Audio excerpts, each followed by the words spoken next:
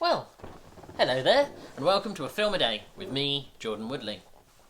Well, after the slightly strange rebellion film Young Guns from earlier this week, I thought I would have a look at a very different 80s, slightly genre-strange rebellion film from the East, as it were, with the 1998 Akira. Now, I've talked before about my relationship with anime and how I think on some level I struggle to connect to it, and I'm still working out why exactly that is. Whether it's the fact that, I don't know, there is the strangeness that is anime, and I remember films like Akira exemplifying the fact that as you watch many anime films, you get to that strange point where you go, so at what point is the tentacles going to burst out of someone's chest, or I don't know, someone's going to start to mutate into some kind of blob, or and there's that strange, like, even in the most commonplace straight dramas that are just happen to be anime, you're waiting for something weird to happen.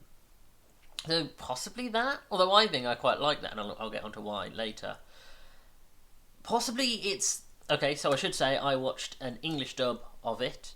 I will confess, and this is a hands up moment for me, where I'll say on the production level, I don't know which English language version there are.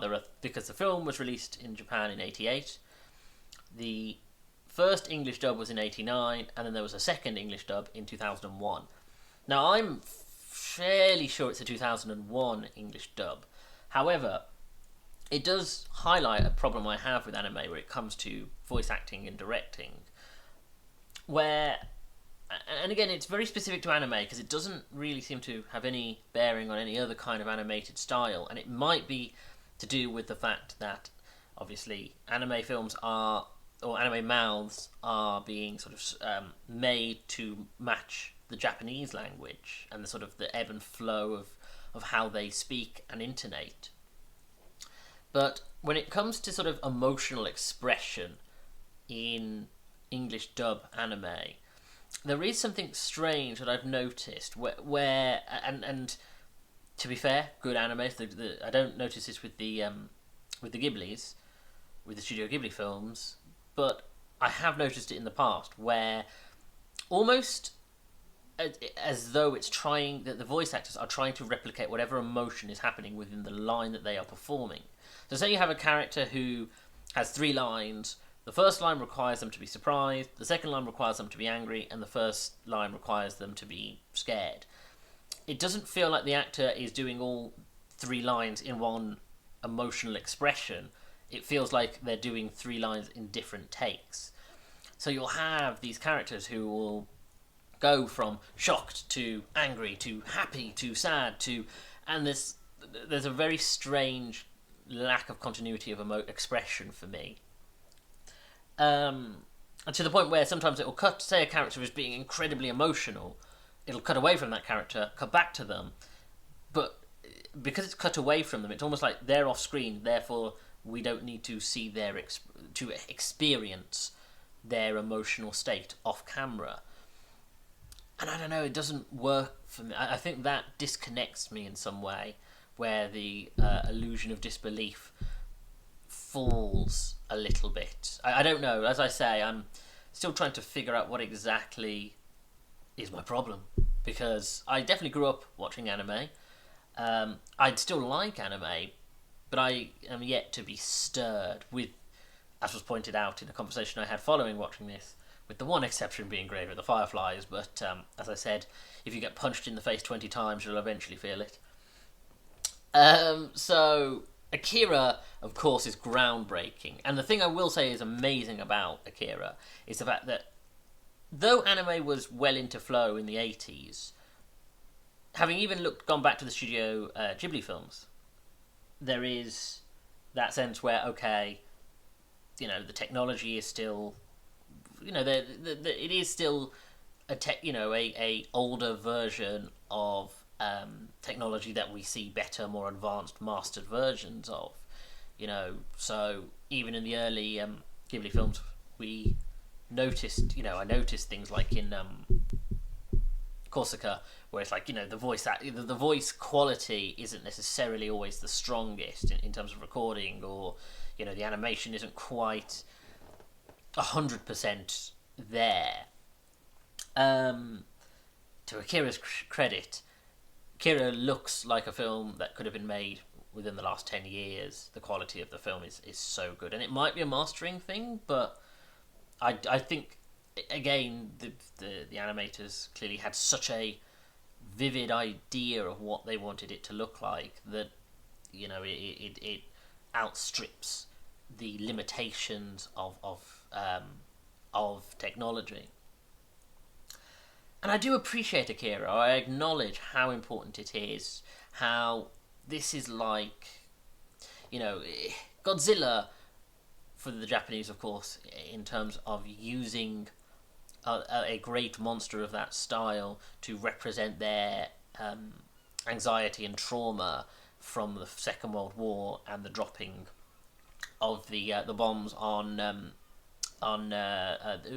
Hiroshima and Nagasaki, is a great expressive representation of horror, and I've talked about extensively when it comes to horror.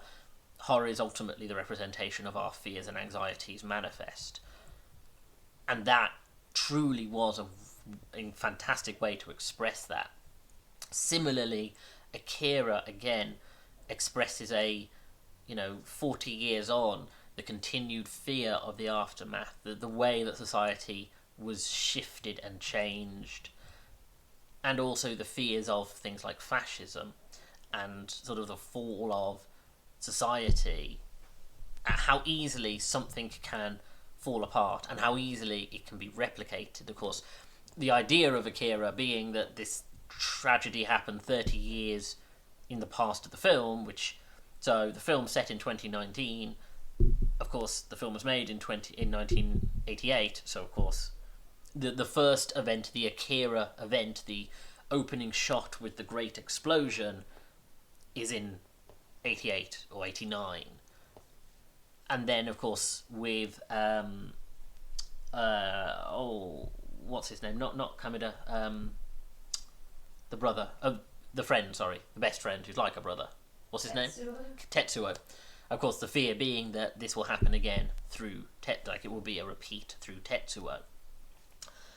And of course, that presumably one would interpret is the fear that at any time a nuclear bomb could be dropped anywhere in the world, but obviously for the Japanese the fear is that could happen again to them, and there's no in a world where we are all nuclear disarmament is not a something that's going to happen ever by the impression we have, but and so therefore we will always have the lingering fear that such a thing could happen. And I think on some level Akira is a representation of that this is history can always repeat itself. But yeah, that's one thing I really noticed about Akira is the fact that not in the film. Okay, sorry, that is not correct. Akira is in the film. Akira is not the main character. Akira isn't even a character who appears, quote unquote, bodily within the film. And I think that's a really powerful move to make in terms of storytelling, to have this titular character whose name I don't even think is mentioned until 15 minutes into the film. And then the whole film is about this character without the character appearing or even having a representation. Well, as in, so the whole point about Akira is that this incident happened, Akira caused this catastrophe and seemingly died, is dissected, separated. There is no physical body of Akira, and yet the consciousness or the essence of Akira lives in a transcendental state. And though there is no way for that form to express itself, it has sort of these children who seem to be able to communicate with it in a way that everyone else doesn't understand. And of course you have that question about the evolution of man and the idea of what happens. It's recently it was done in films like Transcendence and Lucy, possibly slightly poorly, but the idea of, especially in sort of 80s Japan, became the question of, okay, what's the next stage? What's the transition of humanity into? And I think, again, the way that they represent Akira, and the idea that Akira is not... It's like the space child from 2001. We don't understand the motives of it. We don't understand really what it is and how it works and what its intentions are, and yet it is the future. And I think, again, that's a really thematically interesting story. Again, the fact that Tetsuo and Kameda are the principal characters, and again, they do a good job at representing the idea of these two friends who are like brothers. That's why I mistakenly said brothers to start with, because there's actually a really powerful story to tell about these two and their relationship, and the way that one goes very quickly into something else, and the fact that the other one is chasing him down. It's a very smooth, seamless story that goes from one thing to the next, until, of course, it goes off the rails, and all of a sudden we are having giant, amorphous blob babies that are consuming people bodily, or human arms are being ripped off and replaced by robotic arms, and it gets very strange and very extreme anime. But the emotional story is still there, and as I say, even though I do feel that disconnect, I appreciate the fact that it never loses sight of the fact that this is a story about characters, not just about all over the place themes. And I think in that respect, this kind of story is well advanced of many Western sci-fi stories, where there's always that fear of, will mainstream understand? Let's try not to overcomplicate our sci-fi, whereas this is willing to push the boat out. And as I've said before, I would always prefer filmmakers to take risks and do radical things, even if they don't always work and they don't appeal to everyone, rather than have a repetition of the same things I have seen over and over and over again. I'm glad I've finally seen Akira. I'm glad that I now can sort of tick that off and say, okay, this is one that I'm going to be pondering and thinking about, and the themes and ideas are interesting, and you're left...